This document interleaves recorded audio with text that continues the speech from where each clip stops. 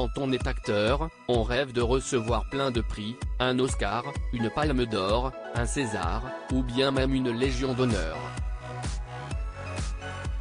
Mais parfois, certains acteurs reçoivent des prix plus honteux, notamment lorsqu'il vient des mains de Vladimir Poutine.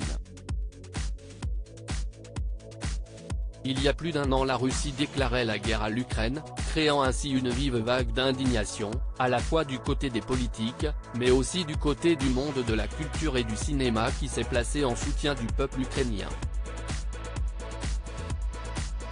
L'on a pu assister à un discours du président ukrainien Volodymyr Zelensky durant le Festival de Cannes et durant les Grammy Awards en 2022, ou durant les Césars 2023. L'actrice Juliette Binoche a aussi tenu à apporter son soutien à l'Ukraine. Bernard-Henri Lévy a lui aussi rendu hommage aux combattants, avec la sortie de son documentaire Slava Ukraini. Et si dans le monde du cinéma, le consensus semble trouvé, il fallait qu'un acteur décide d'aller à contre-courant et se place du côté de la Russie, et de son président Vladimir Poutine. Et cet acteur, n'est autre que le spécialiste du nanar d'action, Steven Seagal. Du kung-fu à la calinca, Steven Seagal est connu pour plusieurs choses: sa façon violente de traiter les femmes, notamment son ex-femme Kelly LeBrock qui l'aurait battu, sa maîtrise des arts martiaux, son antipathie légendaire envers ses camarades de jeu, et surtout ses films d'action tous plus ridicules et risibles les uns que les autres. Alors que sa carrière est sur le déclin depuis un long moment, et que l'acteur qui n'a jamais été réellement convaincant dans aucun rôle, est devenu encore plus mauvais, il a décidé de rejoindre la Russie, et surtout d'apporter son soutien à Vladimir Poutine.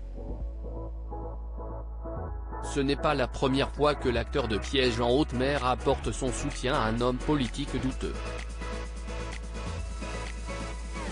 En 2021, il avait reçu un sabre de samouraï des mains du président vénézuélien Nicolás Maduro, qui a fait de la prison pour narcotrafic aux États-Unis. Le soutien de l'acteur américain à Vladimir Poutine remonte à 2016, lorsque celui-ci reçut la nationalité russe des mains du président, et avait même défendu les positions de la Russie sur l'invasion de la Crimée.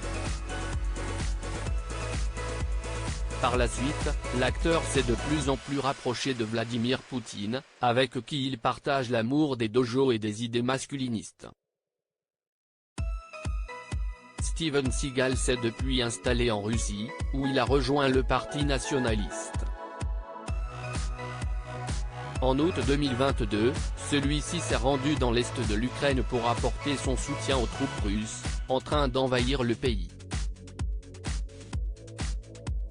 Depuis, l'acteur a été récompensé par son nouveau maître, et a été décoré de l'Ordre de l'Amitié pour sa grande contribution au développement de la coopération culturelle et humanitaire internationale.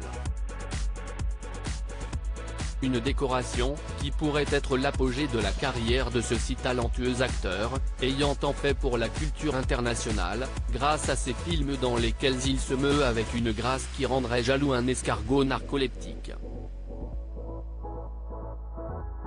Comme quoi, quand on n'a pas le talent suffisant pour recevoir un Oscar, il est plus facile de vendre son âme, que de prendre des cours d'art dramatique, pour avoir un minimum de reconnaissance.